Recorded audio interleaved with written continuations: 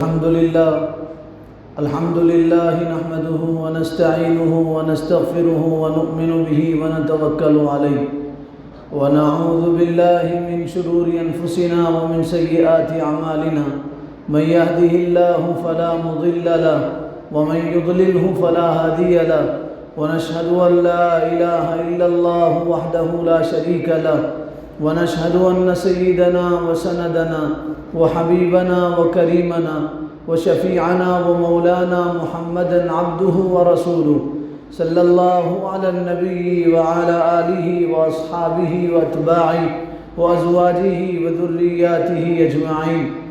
فأعوذ بالله من الشيطان الرجيم. بسم الله الرحمن الرحيم. يا أيها الذين آمنوا كتب عليكم الصيام كما كتب على الذين من قبلكم لعلكم تتقون. وقال النبي صلى الله عليه وسلم الصوم لي وأنا أجزى به أو أجزي به أو كما قال عليه الصلاة والسلام. اللہ تعالیٰ نے بے پناہ کرم کا، محبت کا، شفقت کا، عنایت کا معاملہ کیا. اس نے جمعہ کی مبارک گھڑیوں میں اپنے پاک بارگاہ میں حاضری کی توفیق عطا فرمائی.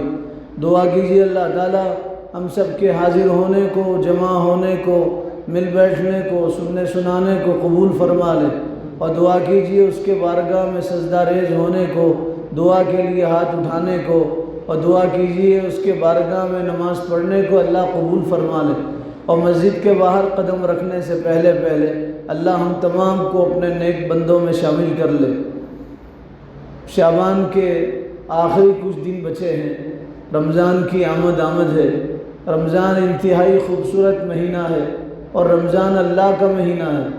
رمضان آنے سے پہلے رمضان کی تیاری کرنا رسول اللہ صلی اللہ علیہ وسلم کی عظیم سنت ہے اور صحابہ کا طریقہ ہے کہ رمضان آنے سے پہلے رمضان کی تیاری کیا کرتے تھے. رمضان کیسا مہینہ ہے؟ حضور نے ارشاد فرمایا رمضان وہ مہینہ ہے جس میں اللہ تعالیٰ نے پوری کتابیں نازل فرمائی. رمضان میں آسمانی تمام کتابیں رمضان میں نازل ہوئی. تورات رمضان میں نازل ہوئی، زبور رمضان میں نازل ہوئی، انجیل رمضان میں نازل ہوئی. آسمانی جتنی کتابیں ہیں، حضرت ابراہیم علیہ السلام کو اللہ نے کتاب نہیں دیا، صحیفے عطا فرمائے. صحیفے بھی رمضان میں نازل ہوئے. صحیفے تختیوں پہ اللہ کی طرف سے لکھا ہوا آتا تھا. وہ تختیاں حضرت ابراہیم علیہ السلام کو جبرائیل لا کے دیتے تھے. وہ تختیاں بھی رمضان میں نازل ہوئی. اور قرآن جو تمام کتابوں کا سردار ہے، قرآن جو تمام کتابوں کی سردار ہے، قرآن بھی رمضان میں نازل ہوا. علماء نے لکھا ہے 27ویں شب تھی، 27واں رمضان تھا. رسول اللہ غار حرا میں تھے. حضرت جبرائیل علیہ السلام آپ کے پاس آئے اور حضرت جبرائیل نے آپ سے کہا اقرا یا محمد، اے محمد پڑھو. آپ نے کہا میں پڑھنا لکھنا نہیں جانتا. پھر جبرائیل نے کہا پڑھو. آپ نے کہا میں پڑھنا لکھنا نہیں جانتا. ما انا بقاری، میں کسی استاذ کے پاس نہیں گیا، کوئی میرا معلم نہیں ہے، کسی مدرسے میں نہیں گیا، کوئی میرا مدرس نہیں ہے، میں کیسے پڑھوں گا؟ تو حضرت جبرائیل نے تیسری مرتبہ کہا اقرا یا محمد، اے محمد صلی اللہ علیہ وسلم پڑھو. تو آپ نے پھر کہا میں پڑھنا لکھنا نہیں جانتا. جو آدمی پڑھنا لکھنا جانتا ہے وہ پڑھتا ہے. میں کسی کے پاس پڑھنے کے لیے نہیں گیا، مجھے نہیں معلوم پڑھنا کیسے آتا اور لکھنا کیسے آتا. تو حضرت جبرائیل نے رسول اللہ کو اپنے سینے سے لگایا اور دبایا، اور اللہ کی طرف سے جو علم لے کے آئے تھے وہ رسول اللہ کے سینے میں منتقل کر دیا. اور آپ کی زبان سے سورہ علق کی 6 آیتیں جاری ہوئی جس میں اللہ فرما رہے ہیں اقرأ بسم ربک الذی خلق خلق الانسان من علق. سورہ علق کی یہ 6 آیتیں آپ کی زبان سے جاری ہوئی. حضرت جبرائیل نے پورا علم آپ کے سینے میں منتقل کر دیا. رمضان کا مہینہ تھا، آپ غار حرا میں تھے. آپ دوڑ کے گھر گئے اور اپنی بیوی حضرت خدیجہ سے کہا زملونی زملونی، خدیجہ مجھے چادر اڑاؤ چادر اڑاؤ، گھبراہٹ سی ہو رہی ہے. حضرت خدیجہ نے آپ کو چادر اڑایا. آپ سو گئے. کچھ دیر کے بعد آپ اٹھے تو آپ نے سارا واقعہ سنایا اور یوں کہا خدیجہ میں غار حرا میں تھا، ایک فرشتہ آیا اور اس نے مجھے دبایا اور میری زبان سے یہ آیتیں جاری ہوئی. حضرت خدیجہ نے آپ کو تسلی دیا. سب سے پہلے تسلی دینے والی آپ کو آپ کی بیوی ہے. اسی لیے حضور نے اپنی سچی زبان سے فرمایا دنیا کا سب سے اچھا سامان اچھی بیوی ہے۔ الدنیا کلھا متاع وخیر متاع الدنیا المرأۃ الصالحہ، دنیا سارا کا سارا سامان ہے اور دنیا کا سب سے اچھا سامان حضور نے فرمایا اچھی بیوی ہے۔ جس کو اچھی بیوی مل گئی سمجھو اس کی زندگی جنت بن گئی، اور جس کو اچھی بیوی نہیں ملی اس کو اس کی زندگی جہنم بن گئی۔ جس کو اچھی بیوی ملی وہ دنیا میں اچھا آدمی ہے، اور جس کو اچھی بیوی نہیں ملی وہ دنیا میں اچھی زندگی نہیں گزار سکتا۔ حضرت خدیجہ رسول اللہ کے لیے انتہائی نیک تھی، آپ کی خدمت کرتی تھی، اور آپ نے تسلی دیا اور یوں کہا آپ غم مت کیجئے، آپ غم مت کیجئے، آپ نے دنیا میں کوئی برا کام نہیں کیا، آپ تو لوگوں کی مدد کرتے ہیں، غریبوں کی مدد کرتے، آپ تو بوجھ والوں کا بوجھ ہلکا کرتے، آپ غم مت کیجئے، اللہ تعالیٰ آپ کو ضائع نہیں کرے گا۔ اور علماء نے لکھا ہے پھر حضرت خدیجہ نے حضور کے ہاتھ پہ اسلام قبول کیا، وہ بھی رمضان کا مہینہ تھا۔ رمضان میں آپ کی چہیتی بیوی نے اور سب سے پہلی بیوی اور امت کی ماں حضرت خدیجہ نے آپ کے ہاتھ پہ اسلام قبول کیا اور کہا میں آپ کے ہاتھ پہ اسلام قبول کرتی ہوں، میں اللہ کو ایک مانتی ہوں اور آپ کی رسالت کا اقرار کرتی ہوں۔ دنیا میں سب سے پہلے اسلام لانے والی یہی عورت تھی جن کا نام حضرت خدیجہ تھا، اور وہ حضور کی چہیتی بیوی تھی، اور رمضان میں حضرت خدیجہ نے اسلام قبول کیا۔ تو پتہ یہ چلا آسمانی ساری کتابیں اللہ تعالیٰ نے رمضان میں اتارا، قرآن رمضان میں اتارا، اسی لیے رمضان کو قرآن سے خاص نسبت ہے اور خاص تعلق ہے۔ اور یاد کرو اور یاد رکھو کہ اس مہینے کو رمضان سے خاص تعلق ہے، اسی لیے رمضان میں خاص قرآن پڑھیں گے، رمضان میں خاص قرآن کی تلاوت کریں گے۔ یوں تو ہم قرآن سے بہت دور ہو گئے، مسلمان آج قرآن سے بہت دور ہو گئے، سب کرنے کے لیے وقت ہے ان کے پاس، قرآن پڑھنے کے لیے وقت نہیں، موبائل دیکھنے کے لیے وقت ہے، گھنٹوں یوٹیوب پہ نیوز دیکھتے ہیں، گھنٹوں یوٹیوب پہ دوسری چیزیں دیکھتے، یہ دیکھتے کہ بنگلور میں کیا ہوا، دلی میں کیا ہوا، مہاراشٹر میں کیا ہوا، ہمارے شہر میں کیا ہوا۔ کسی سے پوچھو آج کیا ہوا تو خود بتانے لگتا ہے صبح سے شام تک، آج بدر میں کیا ہوا، آج بنگلور میں کیا ہوا، آج دلی میں کیا ہوا، آج دنیا میں کیا ہوا، پوری دنیا کی خبر ان کو ہے، پوری دنیا، کویت میں کیا ہوا ان کو معلوم ہے، دبئی میں کیا ہوا ان کو پتہ ہے، لیکن افسوس قرآن میں کیا ہے پوچھو نہیں بتا سکتے، قرآن میں کیا ہے پوچھو نہیں بتا سکتے۔ اخبار چاٹنا معلوم ہے، کتنے آج بھی لوگ ہیں موبائل کے زمانے میں اخبار چاٹنے لگتے، اخبار پڑھنے لگتے، 2 گھنٹے اخبار پڑھنے میں وقت گزر جاتا ہے، 2 گھنٹے اخبار پڑھنے میں وقت گزر جاتا ہے۔ ابھی کچھ دن پہلے میں ایک ہوٹل میں گیا تھا تو ایک صاحب کو میں نے دیکھا جب تک ہم ناشتہ کرتے رہے اس وقت تک وہ اخبار پڑھتے رہے۔ میں نے ہوٹل والے سے پوچھا یہ روزانہ اخبار پڑھتے ہیں؟ اس نے کہا روزانہ 1.5 گھنٹہ یہاں گزار کے جاتے ہیں، روزانہ 1.5 گھنٹہ اخبار پڑھتے، ایک چائے پیتے اخبار پڑھ کے جاتے ہیں، پورے اخبار پڑھ کے جاتے ہیں۔ اخبار پڑھنے کی فکر ہے، دنیا میں کیا ہو رہا اس کی فکر ہے، بدر میں کیا ہو رہا اس کے بارے میں جاننا چاہتے ہیں، مگر افسوس قرآن پڑھنے کی توفیق نہیں ملتی، قرآن سے ہم دور ہو گئے، اس لیے ہم اللہ سے دور ہو گئے۔ جو قرآن سے دور ہوا وہ اللہ سے دور ہوا، جو قرآن سے دور ہوا وہ رسول اللہ سے دور ہوا، جو قرآن سے دور ہوا وہ خیر سے دور ہوا، جو قرآن سے دور ہوا وہ رحمت سے دور ہوا، جو قرآن سے دور ہوا وہ دین سے دور ہوا، وہ شریعت سے دور ہوا، وہ سنت سے دور ہوا، وہ جنت سے دور ہوا۔ جو قرآن سے دور ہوا وہ جنت سے دور ہو گیا۔ سال بھر تو نہیں پڑھتے، کم سے کم رمضان میں تو نیت کرے اس رمضان کو ہم قرآنی رمضان بنائیں گے انشاءاللہ، قرآن پڑھیں گے، خود پڑھیں گے، اپنے بچوں کو پڑھائیں گے، گھر کی عورتوں کو قرآن پڑھائیں گے انشاءاللہ، گھر کی عورتوں میں اور خود میں کمپٹیشن رکھیں گے کہ دیکھیں کون قرآن زیادہ ختم کرتا ہے، بچوں میں مسابقہ رکھیے، کمپٹیشن رکھیے۔ اگر آپ کے 4 بچے ہیں تو بچوں کو جمع کر کے کہو آؤ اس رمضان میں قرآن کون زیادہ پڑھتا ہے، تجوید کے ساتھ کون قرآن پڑھتا ہے، جو قرآن زیادہ پڑھے گا اس کو ہم انعام دیں گے، جو قرآن زیادہ پڑھے گا اس کو ہم تحفہ دیں گے، جو قرآن زیادہ پڑھے گا وہ جو مانگے گا اس کو ہم دیں گے۔ کمپٹیشن رکھیے بچوں میں تاکہ ان میں قرآن پڑھنے کا جذبہ پیدا ہو جائے، شوق پیدا ہو جائے، قرآن پڑھنے، قرآن سے ان کو محبت ہو جائے اور قرآن سے ان کو لگا ہو جائے۔ رمضان قرآن کا مہینہ، افسوس کے ساتھ کہنا پڑتا ہے اللہ تعالیٰ نے 89 مرتبہ 89 مرتبہ اللہ تعالیٰ نے 89 مرتبہ، سنو مسلمانوں، اللہ تعالیٰ نے 89 مرتبہ ہمیں پکارا ہے قرآن میں، یا ایھا الذین آمنو، یا ایھا الذین آمنو، یا ایھا الذین آمنو، اے ایمان والو، اے اللہ سے محبت کرنے والو، اے رسول اللہ کی رسالت کو اقرار کرنے والو، اے خدا کو ایک ماننے والو اور رسول اللہ صلی اللہ علیہ وسلم سے محبت کا دم بھرنے والو، 89 مرتبہ 89 مرتبہ اللہ تعالیٰ نے ہمیں پکارا ہے اور اللہ نے ہمیں آواز دیا ہے۔ کم سے کم وہ آیتیں تو پڑھو، اس کا ترجمہ تو پڑھو کہ اللہ ہم سے کیا چاہ رہے ہیں۔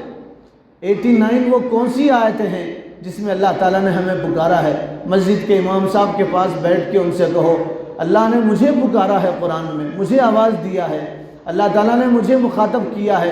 وہ آیتیں کون سی ہے جس میں اللہ نے ایمان والوں کو خطاب کیا ہے؟ وہ آیتیں تو بتاؤ، اس آیت کا ترجمہ تو پڑھو، اس میں دیکھو تو صحیح اللہ ہمیں پکار کے کیا کہہ رہے ہیں، اللہ تعالیٰ ہمیں پکار کے کیا کہہ رہے ہیں، اللہ ہم سے کیا بات کرنا چاہتے ہیں۔ افسوس بیوی سے بات کرنے کے لیے ٹائم ہے، بچوں سے بات کرنے ٹائم ہے، نوکر ہے مالک سے بات کرنے ٹائم ہے، شاگرد ہے استاد سے بات کرنے ٹائم ہے، پیر ہے مرشد سے بات کرنے ٹائم ہے، لیکن افسوس آج کے مسلمان کو اللہ سے بات کرنے کا وقت نہیں۔ حضرت علی رضی اللہ تعالیٰ عنہ فرماتے تھے اگر تم اللہ سے بات کرنا چاہتے ہو، تمہارا ارادہ ہے اور تم چاہتے ہو تم اللہ سے بات کرو تو نماز پڑھو، تم اللہ سے بات کرنے لگو گے، اور اگر تم یہ چاہتے ہو اللہ تمہارے سے بات کرے، اللہ خود بات کرے تمہارے سے، تو تم قرآن پڑھو، اللہ تمہارے سے بات کریں گے۔ قرآن کیا ہے؟ اللہ کی بات ہے۔ قرآن کیا ہے؟ اللہ کا کلام ہے۔ قرآن کیا ہے؟ جس میں اللہ نے ہمیں مخاطب کیا ہے۔ 6666 آیتوں میں اللہ تعالیٰ نے ہمیں مخاطب کیا، اللہ کا دستور ہے جو اللہ نے ہماری زندگی کے لیے دیا ہے، مگر افسوس اسے نہیں پڑھتے۔ آپ ارادہ کرو اس رمضان میں کچھ تو قرآن ترجمے کے ساتھ پڑھیں گے انشاءاللہ، جہاں تفسیر ہوگی وہاں بیٹھیں گے انشاءاللہ، ہم سمجھیں گے اللہ ہم سے کیا بولنا چاہ رہے ہیں۔ بہت دور ہو گئے مسلمان، بہت درد سے کہنا پڑتا ہے، مسلمان قرآن سے بہت دور ہو گئے، اللہ کے کلام سے بہت دور ہو گئے، خدا کا کلام بھول گئے مسلمان، کھولنے کی توفیق نہیں آتی۔ نماز پڑھتے ہی جیب میں سے ہم موبائل نکالتے دیکھنے کے لیے کس کا میسج آیا، کس کا فون آیا۔ نماز پڑھتے ابھی مسجد کے باہر نہیں جاتے، بیٹھے بیٹھے فون نکال کے دیکھتے ہیں کس کا میسج آیا، مگر افسوس اللہ کا میسج دیکھنے کی مسلمانوں کو توفیق نہیں ملتی، نوبت نہیں آئی اللہ کا میسج دیکھنے کی۔ قرآن اللہ کا میسج ہے، سورہ فاتحہ سے سورہ ناس تک 114 صورتیں پوری کی پوری اللہ کا میسج ہے، اللہ نے ہمارے لیے میسج بھیجا ہے۔ اس رمضان میں نیت کریں انشاءاللہ، اس رمضان میں ہم قرآن پڑھیں گے اور تجوید کے ساتھ پڑھیں گے اور ترجمے کے ساتھ پڑھیں گے انشاءاللہ۔ کم سے کم 3 قرآن ختم کریں گے، کم سے کم 3 قرآن دیکھ کے ہم ختم کریں گے انشاءاللہ، اور 1 قرآن تراویح میں ختم کریں گے انشاءاللہ۔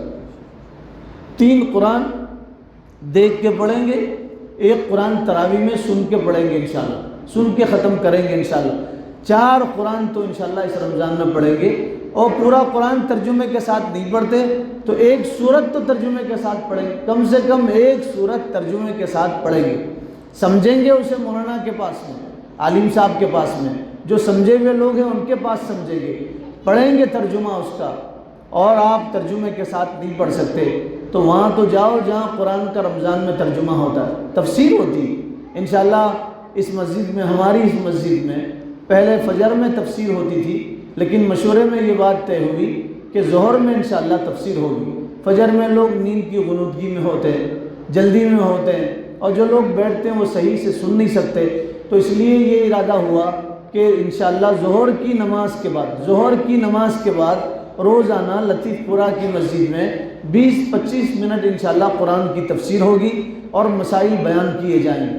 تو رمضان قرآن کے نزول کا مہینہ ہے، قرآن کے اترنے کا مہینہ، رمضان کو قرآن سے خاص تعلق ہے، اس لیے نیت کریں اس رمضان کو قرآنی رمضان بنائیں گے۔ پھر جیسے رمضان آتا ہے، حدیث میں سرکار نے ارشاد فرمایا، اللہ کے حبیب نے اپنی سچی زبان سے ارشاد فرمایا، جیسے رمضان آتا ہے تو اللہ تعالیٰ کا عرش پہلے آسمان پہ آ جاتا ہے، جیسے رمضان آتا ہے تو اللہ کا عرش پہلے آسمان پہ آتا ہے، اور اللہ تعالیٰ فرشتوں کو زمین پہ بھیج دیتے ہیں، اور فرشتے ڈور تو ڈور جاتے ہیں، دروازہ دروازہ جاتے ہیں اور کھٹکھٹاتے ہیں اور اعلان کرتے ہیں، اے نیکیوں میں آگے بڑھنے والوں آگے بڑھو، یا صاحب الخیر اقبل، اے نیکیوں میں آگے بڑھنے والوں آگے بڑھو۔ یہ رمضان نیکیاں کمانے کا مہینہ ہے، اس میں گناہ چھوڑ دو۔ اور فرشتہ اعلان کرتا ہے، فرشتہ کہتا ہے یا صاحب الشر مدبر، اے برائی کرنے والے پیچھے ہٹ جا، یہ برائی کا مہینہ نہیں ہے، نیکیاں کرنے کا مہینہ۔ رمضان سراپا نیکی کا مہینہ ہے، صبح سے شام تک نیکی کرنے کا مہینہ، شام سے صبح تک نیکی کرنے کا مہینہ۔ ایک ایک لمحہ رمضان کا نیکی کمانے کا ہے، برائی کرنے کا نہیں۔ اس لیے اس رمضان میں نیت کریں ہم فون سے موبائل سے دور رہیں گے، ٹویٹر بند کر دیں گے، انسٹاگرام کو طلاق دے دیں گے، یوٹیوب کو لاک لگا دیں گے، فیس بک کو دفنا دیں گے انشاءاللہ۔ رمضان میں موبائل میں غلط چیز نہیں دیکھیں گے۔ اگر آپ اچھی چیز بھی دیکھ رہے ہوں گے تو درمیان میں غلط چیز آ جاتی ہے، درمیان میں غلط چیزیں آ جاتی ہیں، نیوز بولنے والے آ جاتے ہیں، ایڈ آ جاتا ہے درمیان میں، عورتیں بولتی ہیں، ہاف کپڑوں میں بولتی ہیں، ننگے بدن سے بولتی ہیں۔ وہ ہماری پھپھو تو نہیں ہے بولنے والی، بہن تو نہیں ہے، بیوی تو نہیں ہے، اس کو دیکھنا جائز نہیں ہے۔ اور جتنی مرتبہ آپ اچھی چیز دیکھو گے درمیان میں غلط چیز آ جاتی ہے، اور غلط چیز پہ نظر پڑی تو ہمارا روزہ غارت ہو گیا اور روزہ ختم ہو گیا اور روزے کا کوئی ثواب نہیں ملے گا۔ اس لیے نیت کریں اس رمضان میں موبائل سے دور رہیں گے، کام کی بات کریں گے، کسی سے کام کی بات کریں گے اور اس کے بعد موبائل بند کر دیں گے، اسے ختم کر دیں گے۔ رمضان میں فرشتہ اعلان کرتا ہے، اے نیکیوں کے آگے بڑھنے والے آگے بڑھ اور گناہ کرنے والے پیچھے ہٹ جا۔ یہ گناہ کا مہینہ نہیں ہے، غلطیوں کا، نافرمانی کا مہینہ نہیں ہے، بغاوت کا مہینہ نہیں ہے، یہ تو اللہ کی اطاعت کا مہینہ ہے اور رسول کی محبت کا مہینہ ہے۔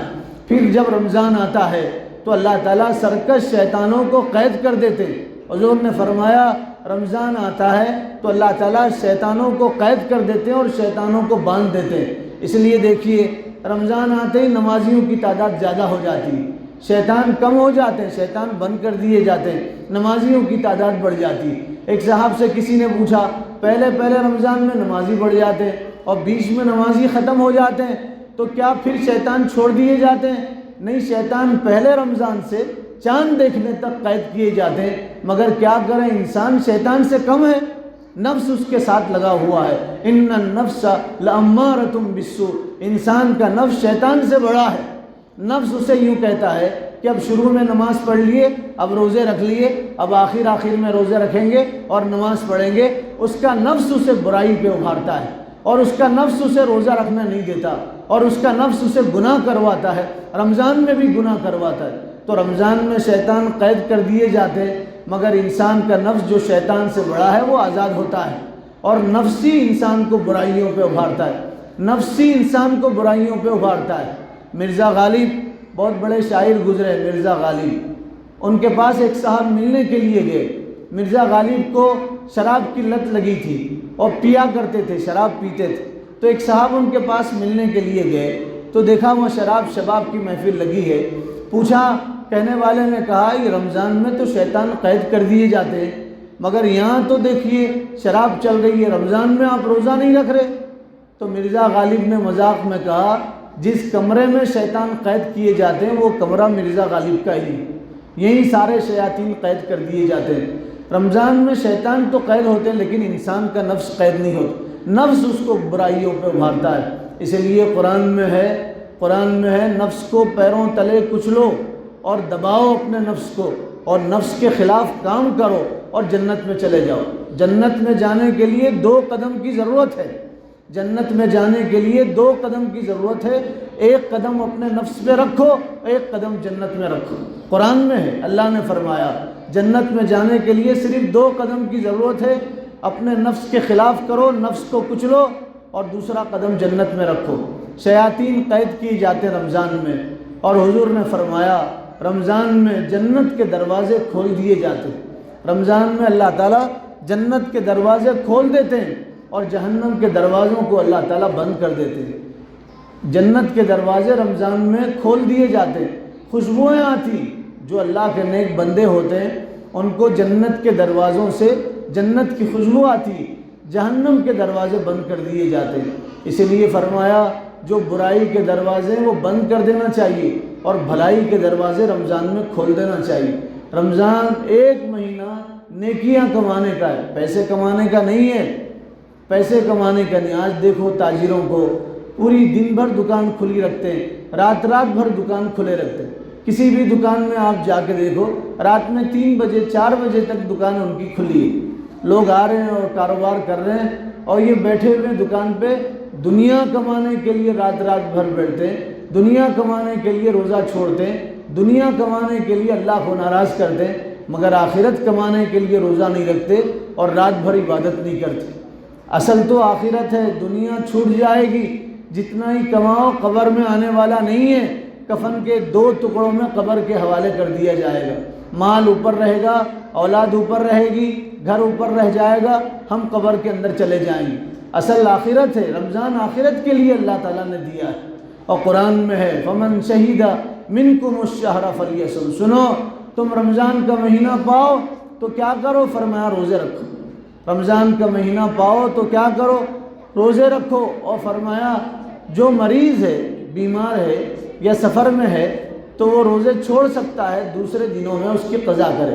پھر اللہ فرمانے وَلِتُكْمِلُوا الْعِدَّةَ، اللہ فرمانے دیکھو روزے پورے کرو، روزے پورے رہو، خالی روزوں کی شکل مت بناؤ۔ ہر چیز کی ایک اصل ہوتی ہے، ایک نقل ہوتی ہے۔ ہر چیز کی ایک اصل ہوتی ہے، ایک نقل ہوتی ہے۔ جیسے شیر کی صورت ہے، نقل ہے، اسٹیچو بنا ہوا ہے شیر کا، تو اس کو بچے بھی کھیل رہے ہیں، بڑے بھی کھیل رہے ہیں، بچے اس کے اوپر سوار ہو رہے ہیں، کوئی کان پکڑ کے مندڑ رہا اس کا، کوئی دم پکڑ رہا، کوئی پیر پکڑ رہا اس کا۔ وہ شیر اصل میں نہیں ہے، شیر کی نقل ہے، وہ شیر اصل نہیں ہے، ایسے ہی بنایا ہوا شیر ہے، اصل نہیں ہے، وہ نقل ہے، ڈپلیکیٹ ہے وہ، تو اس سے سب کھیل رہے ہیں۔ لیکن اگر اصل والا شیر لطیف پورہ کی مسجد میں آ جائے تو کوئی بھی باقی نہیں رہے گا، بچے کیا بڑے سب بھاگ جائیں گے، کوئی بھی یہاں باقی نہیں رہے گا، سب مسجد چھوڑ کے بھاگیں گے، شیر سے سب بچنے کی کوشش کریں گے۔ اصل شیر اگر نکل آ گیا، اور اگر اصل شیر نکل آ گیا اور دروازہ بند کر دیا کسی نے باہر سے، تو کیا ہوگا؟ پوری مسجد خراب ہو جائے گی، پوری مسجد خراب ہو جائیں گی، لوگوں کا سوسو نکل جائے گا اصلی شیر کو دیکھ کے۔ شیر ایک اصل ہوتا ہے، ایک نقل۔ آگ ہے، آگ کی فوٹو ہے، آپ اس کے اوپر بیٹھ رہے ہیں، اسے چھو رہے ہیں، اسے پھاڑ رہے ہیں، آپ اس کو اپنے اوپر لے رہے ہیں، وہ اصل نہیں ہے، وہ نقل ہے۔ لیکن آگ کی چنگاری اگر آپ کے ہاتھ پر رکھ دی جائے تو آگ کی چنگاری سے ہاتھ جلے۔ اصل آگ میں کوئی ہاتھ نہیں ڈال سکتا۔ حضور نے بھی فرمایا ایک روزہ اصل ہے، ایک روزہ نقل ہے۔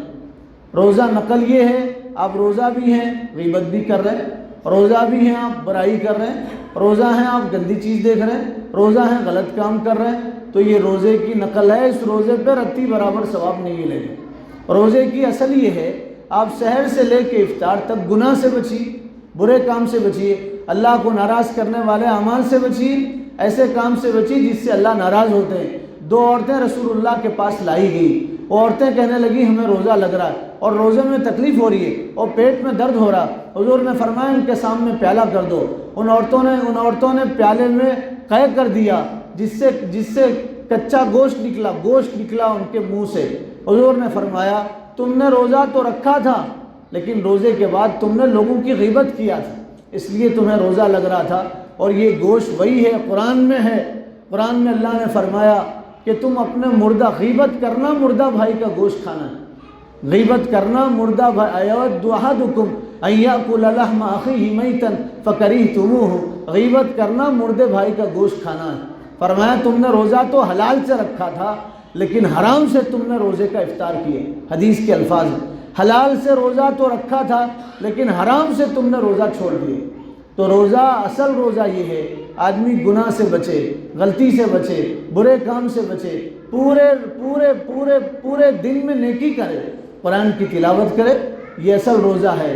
اور روزے میں اللہ تعالیٰ نے سحر بھی رکھا ہے۔ سحر اس امت کی خصوصیت ہے، سحر اس امت کی خصوصیت ہے۔ پہلے لوگوں کے روزے میں سحر نہیں، افطار سے افطار تک روزہ ہوتا تھا، افطار سے افطار تک روزہ ہوتا تھا، سحر نہیں ہوتی تھی۔ آپ سو گئے، کھانا کھا کے سو گئے یا بغیر کھائے ہوئے سو گئے تو آپ کا روزہ شروع ہو جاتا تھا، پھر اگلے دن تک آپ کو روزہ رہنا پڑتا تھا، 24 گھنٹے کا روزہ ہوتا تھا۔ یہ تو رسول اللہ کے صدقے اللہ تعالیٰ نے 15 گھنٹے کا روزہ ہمیں دیا، 16 گھنٹے کا روزہ اللہ تعالیٰ نے ہمیں دیا۔ پہلے لوگوں کے روزے میں سحر نہیں تھا۔ ایک صحابی کا واقعہ، تھوڑا سا افطار کر کے سو گئے، سوچا بعد میں کھانا کھا لیں گے، نیند لگ گئی۔ اب نیند سے بیدار ہوئے، اب کھا تو نہیں سکتے تھے، نماز کے لیے گئے۔ اگلا دن آیا، ظہر کی نماز میں گئے، نماز میں غش کھا کے گر گئے۔ حضور نے فرمایا کیا ہوا؟ تو کہنے لگے اللہ کے نبی میں نے افطار تو کھجور سے کیا تھا، سوچا بعد میں کھانا کھاؤں گا، بستر پہ چلا گیا، نیند لگ گئی، اب میں کھا نہیں سکا اور بے ہوش ہو گیا، اب مجھ میں طاقت نہیں ہے۔ تو جبرائیل علیہ السلام آئے اور جبرائیل نے فرمایا آپ کے امت کے لیے سحر ہے، افطار کے بعد رات بھر سحر تک کھا سکتے ہیں، صبح صادق تک رات بھر کھا سکتے ہیں، یہ امت محمدیہ کے لیے ہے، پچھلی امتوں میں سحر نہیں تھی۔ اور حضور نے سحر کے بارے میں فرمایا تسحروا فإن فی السحور برکہ، سحر کا کھانا کھاؤ، سحر کے کھانے میں برکت ہے۔ بہت سارے لوگ سحر نہیں کھاتے، ویسے ہی روزہ رہ جاتے ہیں۔ سحر کے کھانے میں حضور نے فرمایا برکت ہے۔ آپ نے کھجور سے بھی سحر کیا، آپ نے پنیر سے بھی سحر کا کھانا کھایا، آپ نے دودھ بھی پیا، آپ نے ستو بھی کھایا، کھجور میں آپ نے گوشت بھی کھایا، بکری کا گوشت بھی آپ نے استعمال کیا۔ سحر کے کھانے میں حضور نے فرمایا برکت ہے، سحر کا کھانا کھانا چاہیے۔ اور سحر اور افطار میں دعا قبول ہوتی ہے۔ سحر میں جلدی اٹھیے، 2 رکعت نماز تہجد کی پڑھ لیجیے، اللہ کو پیار آئے گا، خدا کو ترس آئے گا۔ افطار میں خالی افطار لانے میں وقت نہ گزاریے، افطار سے پہلے دعا کی عادت ڈالیے، یہ دونوں وقت دعائیں قبول ہوتی، افطار اور سحر میں دعائیں قبول ہوتی۔ اور رمضان کی اہم عبادت ہے، رمضان کی اہم عبادت تراویح ہے۔ تراویح میں بہت سارے لوگ غفلت برتتے ہیں۔ تراویح میں اس سال نیت کریں انشاءاللہ ہم پورے 30 دن تراویح پڑھیں گے، انشاءاللہ پورے 30 دن تراویح پڑھیں گے، غفلت نہیں برتیں گے، دمہ نہیں ماریں گے تراویح میں، آدھی پڑھ کے غائب نہیں ہو جائیں گے، تراویح پوری 20 رکعت پڑھیں گے۔ رسول اللہ صلی اللہ علیہ وسلم نے 3 دن امت کو تراویح پڑھایا۔ کتنی پڑھایا نہیں ہے، نہ حدیث میں ہے نہ قرآن میں ہے۔ 3 دن کے بعد صحابہ حضور کے گھر کے سامنے تھے، انتظار میں تھے، رسول اللہ آئیں گے، تراویح کی نماز پڑھائیں گے۔ حضور نہیں آئے، صحابہ اپنے اپنے طور پہ پڑھنے لگے۔ صحابہ نے حضور سے پوچھا اے اللہ کے نبی آپ کیوں نہیں آئے تراویح پڑھانے کے لیے؟ حضور نے فرمایا اگر میں آ جاتا تو میری امت پہ تراویح کی نماز فرض ہو جاتی۔ امت پہ فرض ہو جائے، ڈر کے رسول اللہ نہیں آئے۔ کتنا پیار تھا اپنی امت کو، اور یہ امت رسول اللہ سے پیار کرتی، بھاگتی ہے تراویح میں۔ حضور نہیں آئے، اس لیے نہیں آئے، تراویح امت کے لیے فرض ہو جائے گی۔ پھر آپ صلی اللہ علیہ وسلم نے صحابہ سے فرمایا اپنی اپنی نماز پڑھو۔ صحابہ اپنی اپنی تراویح پڑھتے تھے، کوئی صحابی 10 پڑھتا تھا، کوئی 8 پڑھتے تھے، کوئی 20 پڑھتے تھے، کوئی 40 پڑھتے تھے۔ بعض مورخین نے لکھا ہے مدینے کے لوگ 40 رکعت تراویح کی نماز پڑھتے تھے، 40 رکعت۔ ان کو پتہ چلا یہ مکہ والے ہر 4 رکعت کے بعد طواف کرتے ہیں، تو انہوں نے سوچا چلو ہم 4 رکعت زیادہ پڑھیں گے، وہ 4 رکعت کے بعد جو طواف کرتے ہیں ان کے طواف کا ثواب ہمیں ملے، تو 4 رکعت پڑھ کے پھر 4 رکعت ایکسٹرا پڑھتے تھے۔ مکے والوں کے ساتھ ثواب میں شامل ہونے کے لیے 40 رکعت تراویح پڑھتے تھے۔ 40 البدایہ والنہایہ میں لکھا ہے 40 رکعت تراویح پڑھتے تھے مدینہ منورہ کے لوگ۔ حضرت ابوبکر کا زمانہ آیا، لوگ 40 پڑھتے تھے، جس کے دل میں جتنا آیا پڑھتے تھے، زیادہ پڑھتے تھے۔ رمضان نیکیاں کمانے کا مہینہ ہے، یہاں تو لوگوں کی سوئیں 8 رکعت پہ اٹکی ہوئی، پکڑ کے بتا رہے ہیں تراویح 8 رکعت ہے، ان کو بول رہے ہیں 8 رکعت کے بعد چھٹی ہے۔ ارے تراویح مستحب عمل ہے، نفل عمل ہے، تراویح سنت عمل ہے، یہ جتنا زیادہ کرو گے مستحب نفل اتنا زیادہ ثواب ملے گا۔ آپ لوگوں کے ثواب کو کم کیوں کر رہے ہیں؟ آپ لوگوں کو چھوڑ دو، جتنے چاہے لوگ نماز پڑھیں۔ رات بھر نماز پڑھتے تھے مکہ اور مدینہ والے، یہاں تو 8 رکعت پہ چھٹی کر رہے ہیں اور بول رہے ہیں مسجد خالی کر دو۔ ظالم نہیں ہے جو 8 رکعت پڑھانے والے اور زبردستی بولنے والے؟ اور کون سی کتاب میں ہے 8 رکعت تراویح؟ 8 رکعت کا جو ذکر ہے وہ تہجد کا ذکر ہے۔ حضور تہجد کی نماز پڑھتے تھے، 8 رکعت پڑھتے تھے، تہجد وتر کے ساتھ ملا کے پڑھتے تھے۔ رسول اللہ صلی اللہ علیہ وسلم 11 رکعت پڑھتے تھے۔ پہلے ابھی لاک ڈاؤن سے پہلے مکہ مدینہ میں لوگ جھوٹ بولتے ہیں، مکہ مدینہ میں پوری 20 رکعت تراویح ہوتی تھی۔ لاک ڈاؤن کے بعد 8 رکعت نہیں ہو رہی، 10 رکعت ہو رہی، آدھا کر دیے۔ لاک ڈاؤن کے بعد آدھا کر دیے۔ لاک ڈاؤن کی وجہ سے میں خود پڑھ کے آیا، جب 20 پڑھاتے تھے جب بھی میں پڑھا، جب میں 10 پڑھاتے جب بھی میں 10 رکعت تراویح پڑھ گیا. مکہ مدینہ میں 8 نہیں ہوتی، 10 رکعت تراویح ہوتی. 20 رکعت 1400 سال سے 20 رکعت تراویح کی نماز ہوتی تھی. 1400 سال سے. یہ لاک ڈاؤن کیا بہانہ ملا، پھر بھی انہوں نے 8 نہیں کیا، 10 رکعت تراویح رکھا ہے. 8 رکعت تراویح نہیں ہوتی خانہ کعبہ میں اور مدینہ منورہ میں. 40 پڑھتے تھے، 40. حضرت عمر کا زمانہ آیا، حضرت عمر نے دیکھا مسجد میں جگہ نہیں ہے، لوگ الگ الگ کونوں میں نماز پڑھ رہے ہیں تراویح کی. تو حضرت عمر نے ابی ابن کعب کو بلایا. ابی ابن کعب بہت اچھا قرآن پڑھتے تھے. بلایا اور بلا کے کہا ابی چلو امامت کرو اور تراویح کی نماز تم پڑھاؤ اور پورے لوگ تمہارے مقتدی بنیں گے. اور ابی ابن کعب کو حضرت عمر نے کہا 20 رکعت تراویح کی نماز پڑھاؤ. حضرت ابی ابن کعب 20 رکعت پڑھتے تھے، پورا مدینہ 20 رکعت تراویح پڑھتا تھا ان کے پیچھے. ابی قرآن بہت اچھا پڑھتے تھے حضرت ابی ابن کعب. حضرت عمر نے ان کو امام بنایا. پھر ایک صحابی عبداللہ ابن صائب ایک صحابی تھے، ان سے کہا تم عورتوں کو نماز پڑھاؤ. عورتوں کو کہا تم عورتوں کو نماز پڑھاؤ. تو وہ عورتوں کو 20 رکعت پڑھاتے تھے. ادھر عورتوں کی جماعت 20 رکعت ہوتی تھی، ادھر مسجد میں مردوں کی جماعت 20 رکعت ہوتی. تراویح کے ایک سجدے پہ 1,500 نیکیاں ملتی. ایک سجدے پہ ایک محل جنت میں بنایا جاتا. ایک سجدے پہ اللہ تعالیٰ راضی ہوتے ہیں. 40 سجدے ہوتے ہیں، 60,000 نیکیاں مل جاتی ہیں تراویح کے ایک سجدے پہ. سب سے زیادہ امت غفلت کرتی ہے تراویح کی نماز پڑھنا چاہیے. اس امت کو دی گئی تراویح رمضان میں، دوسری امتوں کو تراویح نہیں دی. نیت کرے یہ رمضان قرآن میں گزاریں گے، تراویح پڑھ کے گزاریں گے، پورے 30 روزے رکھ کے رمضان گزاریں گے انشاءاللہ. قرآن سنیں گے، قرآن کا ترجمہ سنیں گے، اللہ ہم سے کیا کہہ رہا ہم معلوم کریں گے. جہاں تفسیر ہو رہی وہاں بیٹھیں گے انشاءاللہ. اللہ عمل کی توفیق عطا فرما دے. اس مسجد میں ظہر کی نماز میں انشاءاللہ روزانہ ظہر کی نماز میں 1:30 بجے